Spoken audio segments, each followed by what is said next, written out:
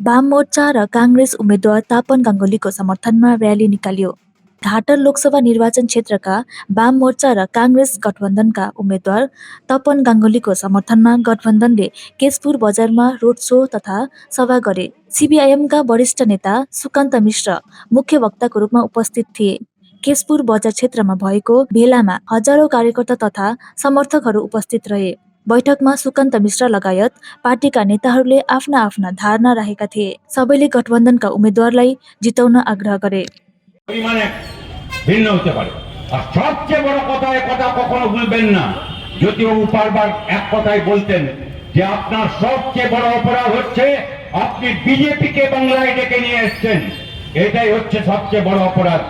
BJP আর RSS হচ্ছে তারা যারা এই পার্টির নাম তৃণমূল কংগ্রেস, এই তারপরে ওই যে কি ঘাটফুল চিহ্ন, এই নির্বাচন সিম্বল থেকে আরম্ভ করে পার্টি রেজিস্ট্রেশন ওরা করে দিয়েছে, এই পার্টিকে তৈরি করেছে। এটাই তো ইতিহাস। এগুলো কি কেউ অস্বীকার করতে পারেন? ওর আছে হিম্মত বলতে পারবেন যে না আমি করেছি? আপনি বলেননি প্রথম পৃষ্ঠায় কাগজে ছাপা হয়েছে আমি বিজেপিকে তৃণমূল ওখান থেকে দিল্লির থেকে নিয়ে আসবো, নিয়ে এসে একসঙ্গে জোট করবো। করেননি, এখানে ভুলে গেছেন। সেই অনেকে ভুলে গেছেন কি চুপচাপ ফুলে চাপ, এ ফুল একটা হলো আর ওই ফুল একটা হলো পঞ্চায়েত নির্বাচন। ভুলে গেছেন এসব কথা। মানুষকে ওরা ভুলিয়ে দিতে চায়। আমাদের কাজ মানুষকে মনে করিয়ে দেওয়া।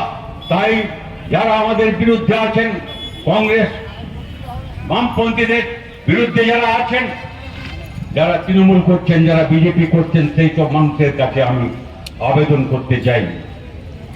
অভিজ্ঞতা থেকে অনেকে বুঝছেন, তারা চলে গেছিলেন আমাদের ছেড়ে, তারা ফিরে আসছেন অনেক জায়গায়, ফিরে আসতে চান আরো অনেক জায়গায়।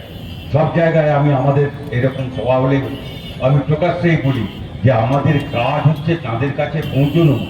গরিব মানুষ যদি আমাকে ছেড়ে গিয়ে তৃণমূলে বিজেপিতে চলে গিয়ে থাকে, খালি তাকে দোষ দিয়ে লাভ নেই।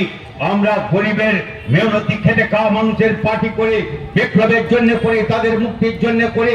আমার তাকে নিয়ে আসতে হবে। যে মানুষ চলে গেছে আসবার জন্য হয়তো পা বাড়িয়েছে, হয়তো একটু হাত নাড়লে ও হাতটা একটু তুলবে। এই সব মানুষ দোদুল্যমান মানুষের কাছে আমাদের পৌঁছতে হবে। খালি সরকার পতন, তারপরে সরকার ওরা তার জন্য খালি না, একটা মৌলিক পরিবর্তনের জন্য বিরাট মানুষকে সংগঠিত করতে হবে। স্বাধীনতার আগের যে লড়াই, আবার সে লড়াই আমাদের আজকে ফিরে এসছে আমাদের সামনে। কারণ ব্রিটিশদের মতোই এরা ভাগ করো আর শাসন করো আর লুট করো দেশটাকে, এই নীতিতে এই সরকার এই জায়গায় এসে পৌঁছেছে। সেই জন্য যাই বিরোধ আমাদের মধ্যে থাক, বাকি সব শক্তিকে আমরা ঐক্যবদ্ধ করবার চেষ্টা করছি এদের বিরুদ্ধে। এই বিজেপি আর তার এই যে এখানে দোষর তৃণমূল, এদের বিরুদ্ধে আমরা করবার চেষ্টা করছি। কাজে আমি আপনাদের আর বেশি সময় নিতে চাই না। আমি খালি আপনাদের আবেদন করে যেতে চাই, আমাদের বক্তব্য, আমাদের ইশতেহার, আমরা কি চাই। কংগ্রেস তার ইশতেহার বের করেছে, আমরা আমাদের ইশতেহার বের করেছি। কি চাই আমরা, কি পরিবর্তন চাই, তাতে ইশতেহারের বিশদ কথা আছে। আমি খালি একটা কথা বলে হয়তো কথা শেষ করতে পারি, যেটা আমাদের দুজনের ইশতেহারে আছে। যেই সমস্যার সমাধান হবে কি করে, আদিবাসী, তপশিলি জাতি, অন্যান্য অংশের দলিত সম্প্রদায়, সংখ্যালঘুদের মধ্যে পশ্চাৎপদ অংশ, আদিবাসীদের মধ্যে খ্রিস্টান আদিবাসী আছে আর এমনি আদিবাসী আছে, এসব সমস্যা। কিন্তু গরিব বাংলায় আমি আপনাকে হিসাব বলতে পারি, এই রাজ্যে ৭৩% মানুষ হচ্ছে এই সব অংশের, যারা সবচাইতে গরিব। তার মধ্যে শতকরা ৭৩, ১০০ জনের মধ্যে ৭৩ রয়েছে এই অংশ। বাকি ২৭ জন উচ্চ বর্ণের। আমি একজন উচ্চ বর্ণের, আমার ওটা নেই, এই যে যেটা পরে ওখানে বলায়।